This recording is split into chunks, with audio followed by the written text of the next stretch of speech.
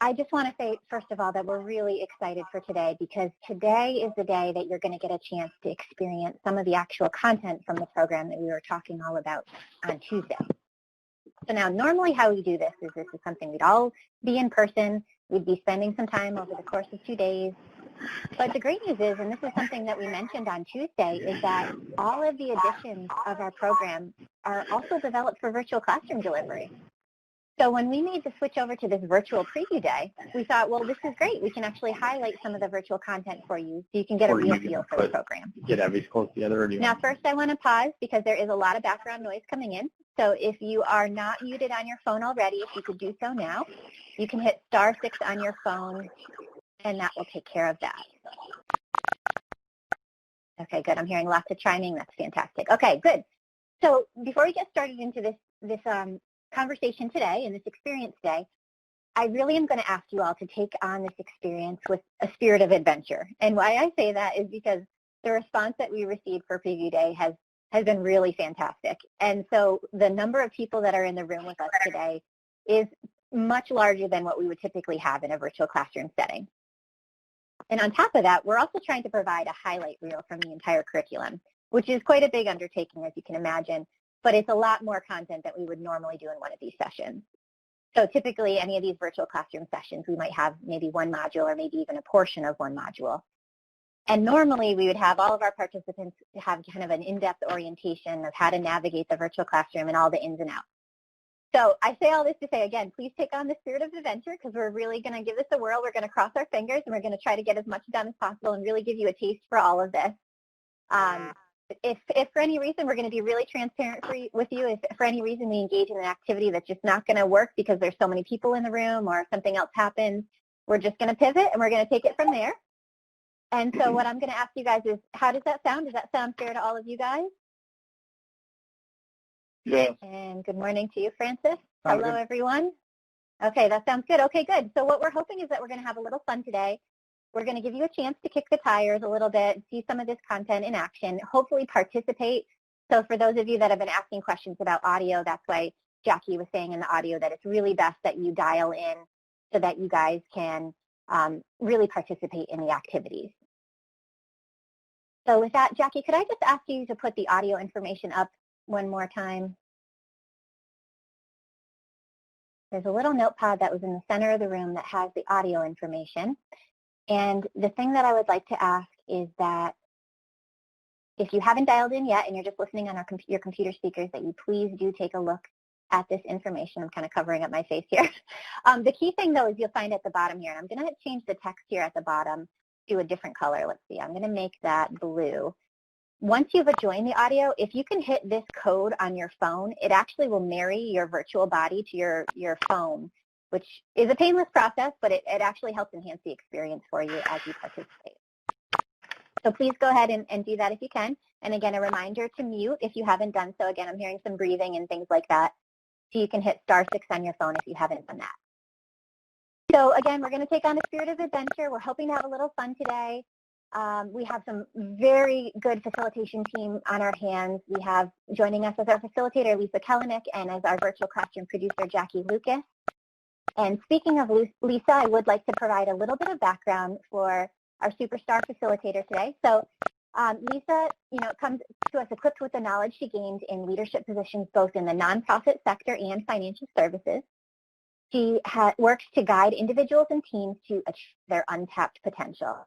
She's a professional coach and facilitator with loads of experience driving strategic growth and talent development. She really helps individuals and teams identify areas of opportunity in things like consumer and seller psychology, business development, strategic planning, succession planning, marketing, you name it. And she is a really sought after speaker. You'll see that once you experience some of the content with her. She's a certified trainer and a master certified coach. She's a longtime faculty member of Hoopus Performance Network, Limmer International, and Gamma International. A little bit about Lisa on her personal side. She's married to Tom. They have 3 children. 2 are adult and a caboose who's in high school. And she and her husband own and operate 3 baseball facilities and performance training centers. So when she isn't at those ballparks, you can find her on the golf course or pushing herself in a challenging CrossFit workout.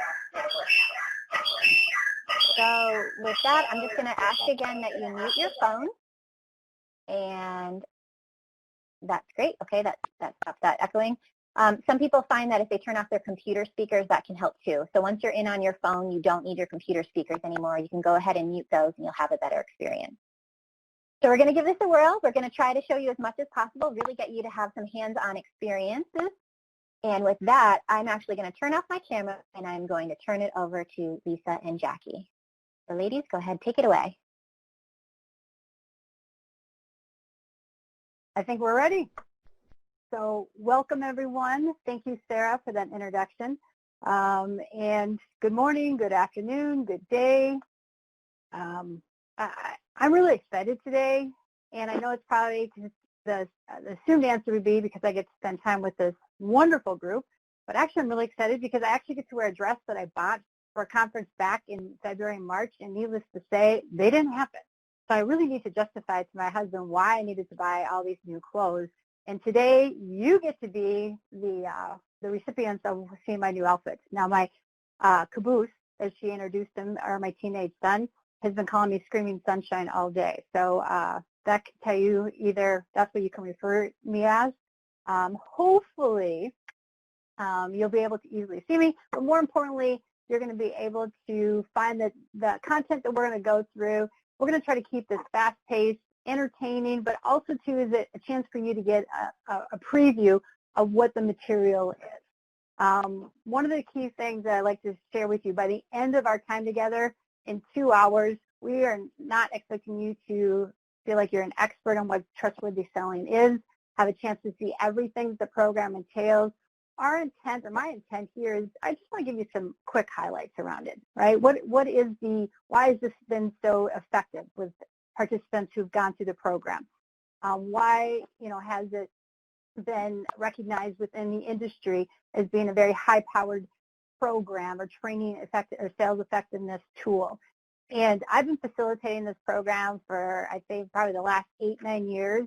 I feel like I've been a guinea pig for every kind of delivery model you can have. And we say that kind of laughing, but it's pretty true. I've done different models when it's been in person, and now with the whole change in our dynamics out there, I've been kind of a guinea pig around different models we can do within the virtual setting. And the great thing I can tell you is that the content is so strong, it can definitely carry itself in any model, but it's the flexibility piece, right? And I think anytime you're looking to bring a new program in, that flexibility is crucial, right? It's key because everyone's got a different culture, everyone's got different learning styles, and you want to make sure you can get a program that's going to complement what you're already doing, but also more importantly fit within your organization's learning styles, as I like to refer to it as.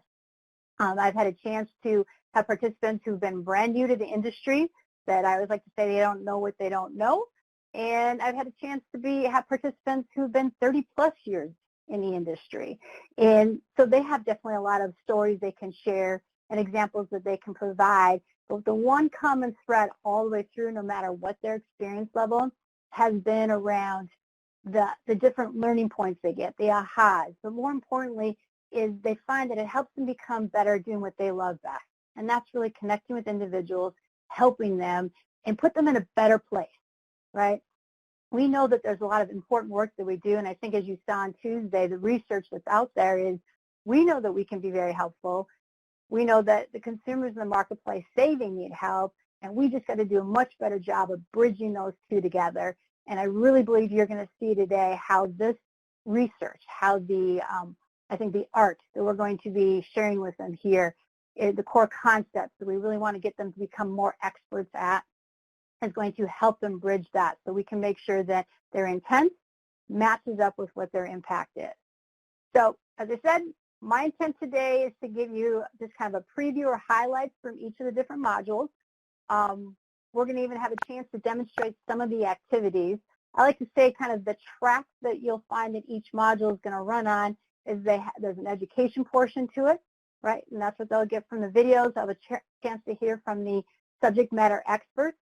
Then we have a chance to really kind of let's dissect that, right? And that's really where the role of a facilitator will come in. And you'll be able to get a kind of a glimpse just to see how important that is. And then we give them a chance for them to internalize. And that's going to be through the different learning activities and definitely through the coaching, right? You heard a lot about how important that coaching aspect is, and it really, to me, that's where the real growth happens. We can definitely share a lot of good content, and you're going to find that participants will go through this program and they'll be nodding their heads and say, this is great, I love this, I know I need to do this, or I used to do this, and now I stopped, I need to start doing it again. That's a good starting point. But just like when we get our consumers to agree that, yes, they have a need, they need to fix it, it's more important when we get them to motivate to take action. And that's the same piece here. So today we'll go through each module. I want to let you kind of see what tools facilitators have so that they can be very equipped to facilitate this program and be effective with their participants. And I'll have a chance to kind of hear some of the core concepts that they learn, and more importantly, you see how they build on each other, right? You probably have already expected there's a lot of material, a lot of good ideas here, but how do we ensure that they can retain it, right? How do they build on each other? And hopefully you'll get a chance to get a glimpse from that itself, okay? So if you're all ready, I'm ready. Let's kind of get started. As I said early on, hopefully you have your materials right at your fingertips with the participant guide that was sent to you, and also that PSP report. You just hang on to that. We're going to get to that here once we get to Module 3. And that's definitely an exciting module. We get a lot of good conversation around that. Before we start, I just want to kind of review the house of learning, as I like to refer to it. And this is always, I think, a good visual to find out what are we building to, right? Where are we going? And we're going to kind of start first by that foundation piece. And this is where that consumer psychology, that foundational aspect there, to really be able to understand the consumer better. We're going to start with those first 3 modules. Then we'll build up to the second level, and that's where we get more into the tactical and kind of what I call the spotlight modules, where we take a look at their actual business process, how that matches up with the consumer experience.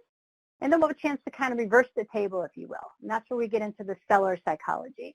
So that's just kind of a quick glimpse as to how we're going to navigate through this. Hopefully you had a chance to view a couple of the videos, but here's where we definitely are going to be starting, is we're going to give them an overview about the Trustworthy Selling program, the curriculum, right? What was the need for out there in the marketplace? Why was the curriculum built? How was it built? And really just kind of give them a little bit more understanding about what's the why behind the what of the program. The key thing we really want to emphasize here is that we're not replacing any sales process. We're here to help complement what they already have in place, and it's really just a chance to really fine-tune. But more importantly, the one question that I know is across the board for every advisor coming in, and you can fill in the blank in this, is how can I better connect with blank to motivate them to take action, right? So it could be, how can I better connect with my current clients? How can I better connect with newly married couples? How can I better connect with single mothers? How can I connect with surviving spouses to help motivate them to take action? And they're going to find that they'll be equipped as we navigate through this process as a whole. Okay, so Module 1, right? So let's get started on this journey you've been hearing about. And what you're going to see here is the first thing I really want to demonstrate in Module 1 is I want you to get a better grasp for what the facilitator has at their fingertips to help facilitate this discussion. And, you're going to find out I started the same way every other facilitator did. I had the script, I followed it, I became more comfortable with the program. But more importantly, I learned very quickly my role was not to be the trainer. I didn't have to be the expert. My role was there to help facilitate discussion and help them connect the points that really fit them. And so that's kind of where you'll hopefully see is how do we ensure that they're equipped to do that, where they don't feel like they need to take over. Okay? So one of the first key concepts that we have is we're going to really start to have a better understanding around what do consumers want when they talk about engaging with a financial advisor. And this is where, we talk a lot about client engagement, and I always like to let individuals know, I think all the stuff that we're doing right now for client engagement with the way we communicate with them, how we follow up, maybe the events or activities we have to show appreciation. Those are all going to be important things, but it needs to be led, I believe, with these 4 key concepts here. And those 4 concepts are around benevolence, integrity, dependability, and competency. All right, so you're going to hear, these will come up quite a bit throughout the modules, because I always feel like it needs to be anchored back to something. So every conversation I have, every question I'm going to ask with the consumer, we want it to be back anchored with these 4 facets of trust. And the question always comes back is, well, how do we know that these are the most important to consumers? It's all based off of LERMA research. And again, I think that goes back to the power of what the program can provide for your advisors, is that it's not based on another salesperson saying, here's what I know is important. It's based off of focus groups and the research from consumers to share with us, here's what they want to experience, right? You're going to see that there's only 4. The question you might be having is, isn't there probably a lot more out there? Well, there really was. There's about 12, anywhere between 12 to 16 that you saw kind of some consistency on the responses. But these 4 are the ones that really kind of bubbled to the top. And one of the questions I always like to ask the group is, after you've seen this, understand this, which of the 4 do you think would be the most important to them, a higher priority? And you're probably, maybe in your head, you kind of have an answer there. I'm not sure. I won't even call on anyone to answer this. I'd say probably the most common answer I get is integrity. That comes up quite a bit. Competency comes up also too. Love it. Thank you very much, Fiona, for answering that. Dependability every once in a while, but the number one, the higher priority of these 4 was benevolence. And sometimes you'll find kind of a surprise look on the participants, is that they're a little surprised that that had a higher weight than maybe competency did or integrity. And I always like to say, the way you kind of see how these 4 boxes are laid out, benevolence and integrity, that's going to be the key that they need to experience for them to want to start to work with you. You'll find dependability and competency really come more into play for them to want to continue working, right? And that's what's important about this, is we're not just trying to get you to have a transactional type relationship where it's a one and done, you're out. We're teaching you core concepts that's going to help you make sure that you're building long-lasting relationships. So benevolence is really key. They want to be able to experience that over and above. The other 3 are just as important. What matters to, do you really understand me? Are you going to put my needs first? And so hopefully you'll see that thread. Everything else we talk about is built off of this foundational aspect here. So good job. And you also are going to find out too throughout as we go through each of these modules. Keep note on the group chat over there. I know Joey or Sarah, even Jackie, they might also add some additional nuggets in there. So keep your eye out for there, and they might even jump in too. So we want to ensure that you have a good kind of, again, overview, and you can definitely see that there's so much, the foundation of what this program is built on is solid, but more importantly, it's usable information, right? They can use this right down to street level, and more importantly, they're going to see growth and impact. All right, so here's kind of a glimpse, as I mentioned to you, that I wanted you to have a chance to see what the facilitator has, right? Because again, that's a lot of times the questions I get from companies is, how can I ensure my facilitator is going to be able to be competent enough to facilitate that? This is so user-friendly. I'm telling you, all the heavy lifting is done for them. You'll see here that on the left side, we have an outline that's put together, a guide. Here's the key things we'll be covering. We let them know, here's activities, here's where the discussions will come in.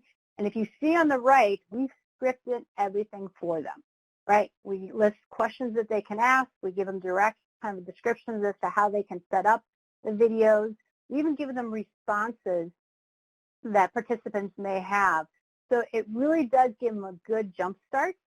Obviously, the more that they facilitate the module and have a chance to just hear the responses from the participants, that is where they're going to become better at it. And I do help a lot with the certification of the facilitators, and I can tell you that's usually the common response that I get, is this really helps them get a good jump start, and they feel comfortable starting, and they know that they're only going to get better each time that they facilitate this program. Additional tools that the facilitators have, and you're going to see this is probably even more pertinent you're probably thinking more when it's in person in a classroom, and definitely it really is, right? We provide them with different wall charts. These wall charts are built or created really to help continue to reinforce for the participants and create that environment that really is going to reinforce the learning aspect of it. Now, many of your companies have gone more to a virtual classroom setting, so they're probably thinking, where do these wall charts fit in? Well, I can tell you, they can put them up in the rooms where they're doing, where the facilitator is facilitating that discussion. I know that's one piece of it, but we've also incorporated quite a bit within the virtual classroom guide or materials that they have to use to facilitate that. So they'll have access there. And one of the other pieces you're going to really notice in that participant guide is that it's very interactive. We have different QR codes that are built within the participant guide. If you're familiar with that, and maybe some of you are, especially if you've been out at different restaurants, you probably have noticed a lot more restaurants are going to those types of way for you to get the menu, right? Because they can't hand out any like a paper copy. But if they use those QR codes, they'll be able to get these same type visuals and load it right there up on their phone so they have it with them all the time. So again, we definitely will want to provide tools that's going to help reinforce. And you can see that we kind of, it's a pretty holistic approach to delivering the program as a whole. Now, some of you had a chance to take a look at the different videos, right? We talked about each module has the same track. One's going to be around the education aspect of it, and that's where they'll gain a lot of that education nuggets. It's going to come through those videos. We've got two different types of videos. One's going to be more focused on the context video, right? And that's going to give them a little bit more of the details. It's going to give them more of the research. It's going to give them more of the concepts. And then we have the application videos. And those are going to be where they're going to hear more strategies from other advisors in the industry, and this is how they've implemented these concepts. They're going to get some language nuggets. We even have some video or language videos that we'll have incorporated throughout the program. So again, you can see that we try to really have variety in there to kind of help to reinforce, more importantly, to help educate. Once we've educated, then we have a chance to not only dissect information, right? So as you recall from the facilitator guide, there's different questions they'll be able to ask just to kind of make sure that the group has an understanding of what was the key messages from those videos. Once we've had that discussion, then we got to take it a level deeper, right? That's where we have a chance to internalize it.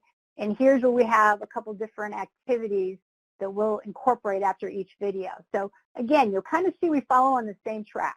We educate, we dissect, and then we're going to internalize. And so you'll see here's an example of one of the activities that we have built in there in the first module around trust building action. Okay? So we're going to put them in a group. We're going to ask them to come up with what are the top 10 either things you say or things that you do to really demonstrate or start to build up trust with consumers or a prospect. Right? So they come up with that list. And it's always very interesting to see what the different items they come up with. Usually, I think the first 6, everyone's on board with. It's those last 4 that's where you kind of see the uniqueness and kind of where they learn from each other. This is an effective exercise, whether it's those who are brand new advisors or those who are experienced. They definitely can gain something from that. So that's our first activity. Again, just to help reinforce those the 4 facets. Now, here's where we take it a step further. After we've dissected around what those 4 facets of trust are and put more of a definition around those 4, we put them back in their groups and we ask them to say, okay, let's take a look at the top 10 that you are already doing today. How does that match up with those 4 facets? Now, a couple things of why we go through this exercise with them. First of all, one, we want them to become more familiar with the 4 facets. The second piece, and typically this would be where the learning, the response I get from participants, is they can see that they're already are doing things now that are working to help build that trust, and it really kind of gives them the why behind the what, right? So instead of saying, hey, you got to start from 0 because you're not building any trust at all, they know, you know what, I'm definitely doing some things. Here's why those pieces are working. here's the gap, or here's the opportunity I have to make that even stronger. And so that's definitely a lot of where the conversation goes after we've completed that activity. So again, we can do that whether it's going to be in a small group setting if we're in person. If you're in a virtual setting, with the technology, we can put them in their own breakout groups. But part of what I find the power in that, and I'm sure you're all sitting there nodding your head too, is as much as they like the content and the learning, what they really love is a chance for them to interact with each other, right? They like those small groups. They like to hear from others that are getting beat up like they're getting beat up, having success like they want to have, and just hear from each other. And so that was always a key piece we wanted to ensure that we incorporated with this program, is for them to really have a chance to learn from each other. As I'm going through each of these different modules, I know, again, if we were in a group setting, you could raise your hand, you can ask a question. What I would encourage you to do is post a question over in that group chat. If you have any questions that you want to dig further on, when we get to the end of the module, we'll pause and stop, and I'll say, does anyone have any additional questions? And then Joey or Jackie can jump in and share some of the questions that have come up. So I don't want you to feel like we're going to skim over this and you never have a chance to come back to it. But if we use that, I think then we can make sure we get through the materials and also you get your questions answered. Fair enough? And that's where you all nod your head and you say, fair enough, for sure. Okay. Kind of got a trigger happy there. One of the things I said is how important the 4 facets of trust are is going to be in the ongoing application. As we kind of move through a couple of the later modules, when we get more into the tactical aspects of it, that's going to be collaborative discovery, it's going to be gaining commitment. When we have them do role play. In the role play, we have even observer forms to really kind of pick up what are the key things we're listening for to see if they're demonstrating. And you'll see consistently in all the role plays, we ask that question, are they demonstrating these 4 facets of trust? How does benevolence come through? How are they showing integrity? Are they even showing competency and dependability, if that applies? So even though we've introduced this in Module 1, we're going to keep bringing that up in the future modules as we keep going through that program. And more importantly, it gets reinforced in the application and definitely when they're in the coaching piece there. Okay. So that's going to wrap up Module 1. If there are any questions, again, if you want to type that over in the group chat, and we can move on to Module 2. Joey, I don't know if there's any additional pieces you want to add in on Module 1 before we move forward. Lisa, can you hear me? Yep. Yes. Hey, just a couple of things I'll say. So everyone, as we go through here, again, we're giving you a Cliff Notes version, abbreviated version. There's more content in Module 1. We introduce them to the faculty, the curriculum, things along those lines. But Lisa's just focusing in this first module on the 4 facets of trust. One thing I would point out to you all is consumers said the least important of all the 4 is competency. They consider that table stakes. You're competent until proven elsewise. And you'll see I typed in here, integrity, benevolence, and dependability are character-based, competency, skill-based. I say that because many times new advisors come into the business thinking, oh, I need product knowledge, and I don't have that, and I don't have experience. And the fact of the matter is 3/4 of the 4 facets they can bring to the table immediately because it's character-based. Integrity, benevolence, and dependability. We can teach competency, whether that's product knowledge or whatever later on. So it relieves quick start participants out of the gates because they realize they already contain some of these core facets of trust without having to know things about the industry and product knowledge. And again, we're just touching on some of the main things of each of these modules because we can't go in depth on all of them. Thanks, Lisa. Yeah, thanks, Joey. And definitely I want to kind of reiterate what he said about the with the quick start. Again, that's those versions for any of our new advisors. And I can tell you these first 3 modules are definitely level ground for all individuals because this is getting to consumer psychology. We're not really getting into the tactical aspects of it, but it's around how people think, right? What's important to them? How do they want to be motivated? I always let advisors know when I share with them is people tell us what's important to them. They'll tell us what it's going to take to motivate them, what they want most. A lot of times we either got to pick up on the clues or we have to ask them, right? And so this gives them more equip them so they have the confidence to know how to better ask them, right? And more importantly is how they can really, I think, build that rapport that it's going to be more trusting. We'll see the trust go up and the tension go down. Okay, so now we're going to quickly start to move through some more of these modules. This module is going to be fun because we actually have an activity, so you don't have to just sit and listen to me. We're going to have an activity that we're going to let you participate in just so you can get a glimpse, to get a feel for what some of the breakout activities are. And as we focus on Module 2, this is where we get into really understand further about today's consumers. So first we learn about here's what they say they want in an advisor. Now we're going to have a chance to really look at what it is that what moves them and what drives them. We're going to find that each module, this is kind of how we'll demonstrate it. I'm going to share with you just kind of a core concept. On the right, you're going to see the concept at a glance. All that's trying to reiterate for you is in this module, what are the variety of different ways we're trying to help educate on this concept, but also have a chance to dissect it, right? So again, not only through the education, through the videos, but also through our discussion, and then definitely is going to be through some different activities that we'll have them go through. Now, this is a fun module, okay? And I always like to start with that, and sometimes they think I'm going to do a bait and switch on them, and maybe I am. But here's why I think this is a very powerful module for them, is that this is a chance where we can really, again, start to dig a little bit more into the limit research. It really helps them understand what's important to people, what drives them, right? Some, I think, individuals, we know those salespeople, they're just intuitive about it, and they can figure that out. And then we have some that they just miss a lot of the clues, and they're not exactly sure what it'll take, right? They hope that they'll move forward, but they're not definitely sure what it's going to take to have them do that. And so one of the things we introduce for them is that there's an external pressure and an internal pressure, right, that people experience. External is going to be the questions we ask. It's going to be the billboards or advertisements that we see. And I think we're very familiar with what that looks and feels like. But what we do know from research is that people move forward or take action through internal pressure, right? And so we start to explain that concept to them, but then we can take it a step further, and I can tag or describe for them what is that internal pressure. And that's how we introduce 6 emotional drivers.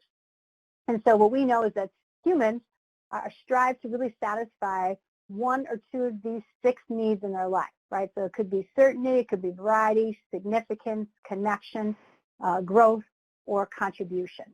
And we'll have a chance to dig a little bit further into what those mean. But even more importantly is we're going to take it a step further with them in this activity that I find is very important, because it goes back to that people are going to tell you, and there's going to be clues around their environment or past decisions that'll really help you get to understand them better. If I understand them better, then I can really be demonstrating benevolence, which we know is one of the more important facets on those 4 facets of trust. And so one of the activities that we ask them to do is we're going to break them into groups. We assign them an emotional driver. And in that group, what they do is first they're going to come up with what are things that you might see or hear to really see one of that emotional driver reflected. And then how do our products and services really help connect with that emotional driver, right? How do we start to really kind of reduce a pain that they want to avoid or help them achieve a gain they want to be able to accomplish, okay? So you are the lucky people today, and we're going to have a chance to put you in 2 different breakouts. So for time's sake, we're just going to assign you 1 emotional driver. So when you get into your breakout group, which Jackie will explain to you which groups you'll be in, and this is kind of where Sarah said, hey, we're going to be pretty flexible on this, and we're going to try to do some tests to see how this works. This is where I just ask for your patience and just kind of your adventure from side, if you will, to test this out. So we're going to put you in 2 groups. When you get into that group, here's the 2 things you need to take care of right out of the gate. Just assign someone to be a scribe. What does that look like? When you get into that breakout room, you're going to see there's going to be a white box, if you will, and all you have to do is start typing on your computer or on your phone, and you're going to see the text will start appear on the screen. Okay, so your job as a scribe is you're going to start to type up the responses that your group comes up with. And that's going to be, what are different clues for the emotional drivers? Second, I just need you to assign one spokesperson. Who's going to represent your group when we come back to the large group, just to hear what you came up with, okay? So you first assign those two. Third thing, now once you start to capture what's one or two different clues you can pick up on that demonstrates that emotional driver, what's one or two things that you can talk about how our products or services can really connect with that need. Okay? All right. Doesn't it sound as clear as mud exactly what you're going to do? The beauty is we're only going to have you in there for less than 5 minutes, again, just to kind of get a feel for it.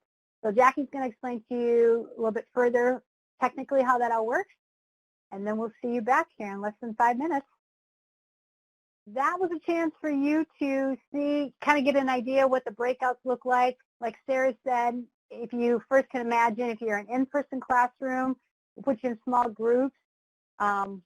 You had a chance to experience that from a virtual setting. I know a lot of us probably have never experienced that and always are curious how that breakout feature works. It's pretty cool, right? It might not be the same necessarily when you're in person, but it's a great close second. And I can tell you that, again, the discussions that happen and what comes out of those are powerful. And we're not, just because of time's sake, we're not going to necessarily go through what you typed in, but it looks great. You guys are the best group I've had all day. So nice job. Let's keep the track record going for the next couple hours. You get to be our Uber participants today. But a lot of times, too, when I add to this, we copy and paste it, and we get a lot of requests from participants who say, hey, can you send me the notes from the group breakouts, because I want to use that. And we can definitely do that. We have the features in this breakout, and I think that's cool and that's powerful. Or they'll take pictures of it, right? So again, I just like to share with you how participants really like this or interact with it. So let me kind of move back through Module 2. A couple key things I want to highlight here is when we get to the second part of the module, this is where we start to introduce behavioral economics, and we get into communication. We share with them right out of the gates that the two key things consumers say is that they feel overwhelmed when they're trying to make financial decisions and they are confused, right? And I think Joe even shared with you one of the stats that to me was very surprising, because I used to think, yeah, they're confused before I met them, I meet them, and all of a sudden everything is clear. And then we find out through research that consumers, 5 out of 7 are more confused. And so now what I did is I actually made them more overwhelmed with the information, and we're finding out a lot of it has to do with the words that we're using. And so this second portion are two things. One is, here's where we introduce behavioral economics, right, where we can really just identify around what is that psychological and explanation around human behavior when it comes to making financial decisions. We've introduced the pain gain concept for them, the 6 emotional drivers, and that's just how people think. Now, how do they use that when they're in these financial decision-making situations? And that's what behavioral economics will start to introduce here, right, because it's such a big concept. We will then continue to dig deeper into that when we get into Module 7, which you'll learn more as we get to that point there. So a couple key things that we'll share with them through the LIMR research as it relates to behavioral economics. One is that if we're using some of these strategies to connect with that behavior and that driver, it's really going to help them invoke more feeling, and it really leaves a better impression. It really is a great way to demonstrate that benevolence. It helps them in their decision making, and more importantly, it really lets them feel like they're making a decision that's in their best interest, but they can see how it gets them closer to what they want most. And I like to say, too, is it can really help simplify for that advisor is kind of what's going on, right? How many times have we heard advisors say, I feel like the meeting went well, they nodded their head, they say they like the info, but yet they're not moving forward. I don't understand how things change.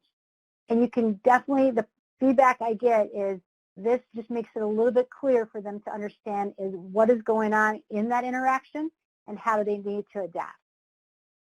Okay, so that's Module 2. Again, quick glimpse, but it's a ton of fun. This is where we get into what I would feel is probably one of the more popular modules from a participant perspective, And that has to do with understanding and adapting to their selling style, right? Joe and Sarah kind of explained to you around starting this program. We use 2 outside assessments or evaluation tools to give them another lens that they can use to look at to really better understand themselves, but also too is how they can understand their consumer better. One of them is around their selling style. And so we asked you to complete that profile also and to get an idea as to kind of how you, kind of what your style is, right? You're going to see on the screen, just for fun, and I'll kind of break through and explain to you about the report, is go ahead and let us know is what did your style come back at, all right? So if you took and completed the PSP, you should have gotten the results. It should be on that first page. It's going to let you know exactly if you have one style that's your more of your dominant style. If you've got a blended where you've got more than one, maybe you got 2. Maybe some of you even came as collaborative. And we put in a fun category for other because we really do want to hear what that other style may be. Or maybe your spouse filled it out for you and they have a style that they want to put in there. Not sure. As you are completing that, here's just a couple explanations you have there, is they're introduced to 4 key styles, right? Analytics, dynamic, interpersonal, and then collaborative, which is an equal blend between the 3 of those. What we do is explain what each of those styles are, what are some of the characteristics, what are clues around that when it comes to visual, verbal, and virtual. Here they have a chance to really get to know their style so they can better understand their kind of how they approach different situations, how they like to be communicated with, but more importantly, maybe how they're communicating with others. And as we dissect that, then they can see too is then how do I use that information, right? So let's kind of see the results here. Again, if you do, I think maybe haven't had a chance to take it, I would really encourage you to because it's pretty interesting, the results that come back. Here we've got analytics, dynamic, interpersonal. Then we have that blended mix between analytic and dynamic, or analytic interpersonal, or dynamic interpersonal, and then we have collaborative. So a couple things here. We share right away there isn't one style that's stronger or better than the others. We also share too is that collaborative style, we can all adapt to any one of those, but we're looking to find out what is their lead style. I always like to say when they get uncomfortable, when they feel that external pressure, what is going to be their natural style to resort to? And that's what I'm learning, right? That's what I get to learn about myself. But then I can even reverse that and try to pick up on what's the style of my prospect or my client. How do I need to then adapt that? Maybe we have the same style. Maybe we have different styles. So we explain that. We dig into the info. We've got a couple of different activities. But the one activity I can tell you that they get a ton out of is a case study. And that's where they already start to identify someone they're working with. What are some of the different clues? Try to determine what their style is and how can they best then adapt when they're working with them. And then we break them into groups. They have a chance to kind of talk through that and come up with different ideas of how they can really build that rapport even stronger and better when they're working with them. I can tell you that what's great about this module is I've talked to participants maybe 6, 10, 12 months after they've gone through the program. I always like to ask, what are you still using? What's working? And I tell you, this is probably one of the more frequent responses I get. It's around the selling styles. Because it just helps them really know when they're coming in, how can I reduce the tension faster and build that trust? So again, I think the information you got access to, you can even see we give them a style job aid. That is another tool that they can also include or keep on their phone. They can take a picture of it with that QR code. And I tell you, advisors do it all the time, right? They like to have that. They'll take a picture of it, maybe just whether it's through the QR code or even just through their phone. But they will refer back to that numerous times, either just when they walk into an appointment or when they're finishing up. Okay? All right, any other questions that you've got about Module 3, you can go ahead and type that in and we can always address that. Again, there's no good or bad style. We might snicker about some of the styles that come back. I always like the ones where they're like, I never thought that was me. And then everyone in the room starts laughing. They're like, that is totally you, right? So fun information, but more importantly, it's a high energetic module that they can really take a lot from. Okay. So let's keep moving through. I know we're going to take a quick break in here, so I feel like I'm going to, in the next 5 minutes, I'm going to kind of quickly go through the next 2 modules. Not because they're not important, but again, I want to be respectful of your time, and I want to make sure we give you a break, right? You might need to get a beverage just to kind of be able to get re-engaged for the second half. The next level in our House of Learning, this is where we dig into more the tactical aspects of the process. I like to call this is where we're going to put the spotlight. Okay, so for our experienced advisors, these are things they're already been doing. This gives us a chance to really kind of spotlight. Maybe there might be some bottlenecks, right? They're going to hear back through some of the research from LIMRA and consumers. They're going to hear other strategies advisors use that work well, and they can really find out where they need to fine tune. If I've got a brand new individual coming through this program, it's even better, right? Because they are learning and putting together a process right out of the gate that not only is going to be effective and complements, right, your process, but we're going to do it to ensure that we're connecting with that consumer right out of the gate. And that's why you'll find it's a great way to get them up and going and get them started. So we're going to start with business development strategy, right? How do I meet people? How do I get introduced to them? Needless to say, this is a very meaty module, okay? But I can simplify it. There's really 3 things we're going to do with them when we talk about business development, because we know how critical it is to their practice. But we're going to narrow it down first. We're going to start with the mindset. What is their belief around that? What are some of their limiting beliefs, right, that hold them back from really going out there and introducing themselves, asking for those favorable introductions, or even just more importantly, how can they expand their effort level when it comes to business development? The second piece is we're going to share with them some key strategies that are very effective and work, right? So we're going to share through that, not only through the power of research to find out what is the need out there in the marketplace, but we're going to also have a chance to really identify from other successful advisors what are key strategies that they are using that work, right? So we talk about nesting. They have a chance to spend time on their ideal candidate profile. And more importantly, what I think is powerful, we've got a lot of advisors who have done that exercise before, but now they can connect it back to the research to find out, okay, this market that I really want to build a brand in, right, that I'm familiar with, what are some of their needs that we know through the research? So that's one of the ways they can bridge those 2 pieces together. The third element that we spend time on is the language, right? So first it's what's your mindset and belief around that? What are some strategies that you can be implementing? Then the third really digs into the language. And we do spend a lot of time on this. I think you'll find that their confidence level from the time they start the module to the time they get to the end jumps huge, right? They're more confident. They have a track to run on when they're engaging in these conversations. More importantly, I can tell you the most common feedback I get from advisors after going through this is they feel like now it's conversational. Their fear or belief before was it was more robotic and forced. Now they've got a track or they're equipped with tools and resources to understand how to make this more interactive and more conversational. So first we give them a track to even engage in that conversation. And you can see too, again, on the facilitator guide, one of the key things that we help the facilitator do is you've heard me bounce back and forth between here's an experienced advisor, here's a brand new advisor, right? So we already know that those audiences can be different. We even set up the facilitator guide to help equip them better for those different audiences, right? We do that more when we get into the tactical modules, because we know that's probably where you're going to see the divide happen, right? That's where the experienced ones, they have, again, they're at a different place than our brand new. And so we've already even put together, kind of broken out the questions you can ask, really help them dissect that info different. We know that a lot of facilitators, they might have a mixed group, or they might have to make sure they're facilitating for those 2 different audiences at different times.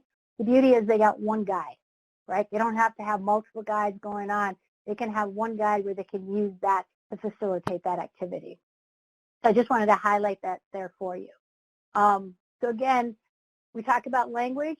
How do we do that? One is not only do we give them a track, we explain how the track works, why it works, and then thirdly, we have those language videos.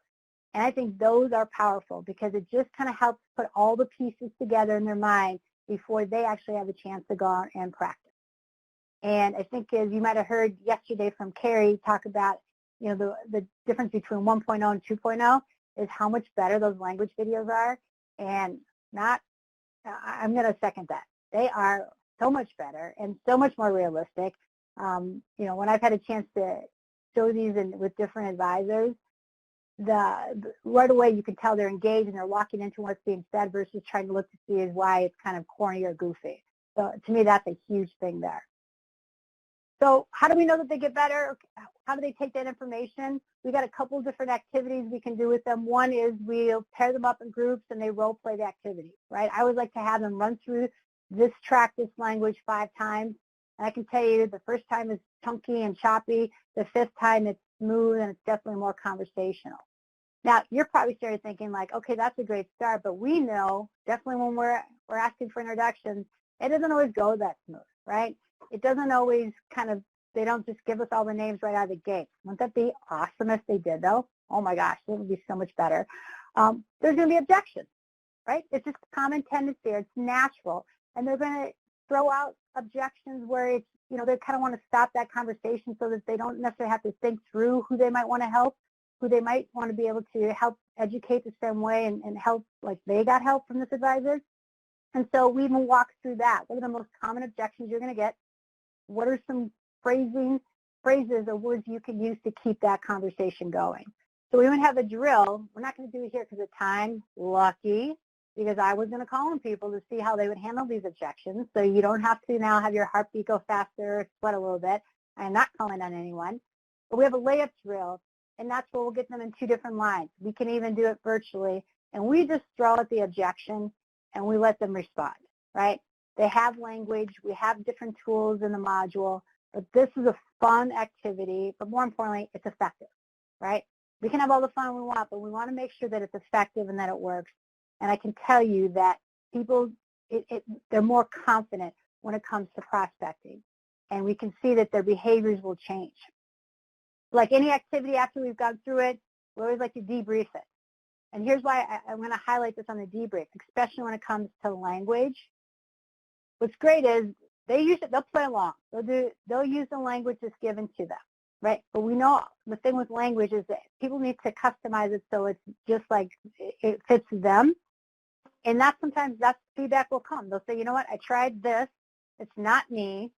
And then I always have to say, that's okay. This doesn't have to be you. How would you change it, right? So now we have a different discussion. And I think that's what's powerful with a facilitator in their role is that it's okay if they go, no, I don't want to use this, but here's what I'm going to use instead. And that's where you'll find the discussion goes. And to me, again, that's where the growth really happens. We highlighted, we talked about coaching. This is after this module is where you're going to find that the first coaching session will be implemented or integrated. It all kind of depends on what your model is, meaning that there's different ways we can integrate coaching. Some, you can have a model where you actually have the coaching going on in between the modules, right? You've got some that will facilitate all the modules first, and then they have the coaching following up. Again, the beauty of this whole piece here is that we can work with you to come up with a model that's going to best work for your culture. What you're seeing here, and Jackie pulled up a sample of the coaching guide, is just like the facilitator materials. Everything is scripted out, laid out, and again, has done the heavy lifting. We've set the same piece up when it comes to coaching, all right? And I like to say the 3 things that happen in coaching are as simple as this. 1, we're going to touch base and debrief. What have you tried? What's worked? All right? Because 1, we want to make sure that they're making this content their own. They're testing and they're trying. And I want to hear what are they using? Okay. The second piece is a chance for them then to evaluate either the skill set that they should be working on or any of the tools or strategies that they've been trying to develop that fits in their practice. Right. So an example might be ideal client profile. Maybe when we get into prospecting language, right, I'm going to have a chance to role play that. But there's definitely a portion in the coaching where we're going to refine what they've already learned and what they've started when they were in the group setting for the module. Then the third piece is going to be action planning. So you can see, again, every coaching session is set up that way. It's kind of like a 3-legged stool. and I can tell you how effective it is for participants to kind of have that reinforcement. Again, we can play around with where it best fits from a timing and delivering standpoint. All right, so any additional questions you have on Module 4, please go ahead and type those over in the group chat. I know Joey and Jackie can respond to that. But again, I can tell you this module is definitely very meaty. There's a lot of content there, but it's very impactful, right, because it's such a critical aspect. Last thing I'm going to highlight just before we take a quick break is going to be on engagement strategies. This is this module, what I say is a little bit lighter, if you will, still very relevant and important. Where I found business development can definitely be a lot heavier, right? We got a lot of stuff we're trying to get through, a lot of things they want to be better at. And here's where we're going to kind of, what I take a little bit lighter approach, but a couple of things we're going to look at is how do we build better rapport when we initially meet people. And so one of the things we focus on here, again, no matter what their experience level is, they find a ton of value in learning about how to become better listeners, right? We all know that we can probably become better listeners. So we're not only going to share with them some different strategies around that, we have even a chance for them to complete one of these assessments. You're going to find throughout the program we have 4 assessments. And what an assessment is, it gives you the top 20 strategy or tactic around that skill set. They'll go through the assessment and they're going to say, I almost always do this to almost never do it. Okay, so they go through each tactic. At the very end, they're going to add up their score and they're going to give themselves a skill set rating, right? But then we take it a step further. One thing to know kind of where I'm starting, but how do I find some movement to keep getting even better in that area? We have them pick out what's one strength, right, that they do, because they do it consistently, they do it well, and what's one area they'd like to do better. So when we give you a break, I want you to complete this during your break and go ahead and just fill that assessment out. And then when you come back, I want you to type in for us, let us know what's the one that is your strength that, you know what, I do very consistently, I feel that I do a great job at, and what's one area you know that you want to work on. So that's going to be during the break. I do get questions, is this probably a good tool to have our spouse fill out for us? I'll leave that totally up to you. But I can tell you it's good to use on your kids. That one is safe to say. Okay, a couple other things we use here. We talked about face-to-face engagement. One of the ways we do that is what's some of the top 10 rapport killers, where a lot of facilitators I'm seeing are even taking this a step further and talk about top 10 rapport killers in a virtual setting, right? Because we know so many of our advisors have to do now more Zoom meetings, right, or more Skype type meetings. But what are some of the rapport killers they can have in that type of engagement? So again, we'll talk through that. We get into language around kind of even just their initial approach language, right? How do they start to incorporate those 4 facets of trust into the words that they're using? So it's not just a good concept. We're going to put it into play. And that's where we kind of start here with that language. A couple other pieces we can cover here. It has to do with phoning, because we know how important that is to build initial rapport. So you can definitely see that's been covered in this module. But you'll have a chance to kind of breeze through that. So hopefully you gathered some of the things that I shared with you, because I know that I have breezed it very fast. But there's just so much good stuff here, and I just wanted to highlight some of those pieces there. We're going to give you a quick 7-minute break. How does that sound? All right, so Jackie will put on the timer for 7 minutes. In that 7 minutes, I want you to go ahead and fill, I believe, in the materials that you got. There is one of the that active listening assessment. I'm not exactly sure what page that is on. It should look like this. Right, so you should see it should look like this. And if you can complete that and let us know what your strength is. So we'll come back. Then we're going to get into the last few modules, right? And this is where we really call the cornerstone of the program, and we get into cloud discovery. So thank you again for your attention. Again, I know this can feel fast. We appreciate your flexibility. And also, any questions, we're here. We're going to stay here during the break. You can go ahead and ask us or type it in the group chat. Otherwise, we'll see you back here in a few minutes.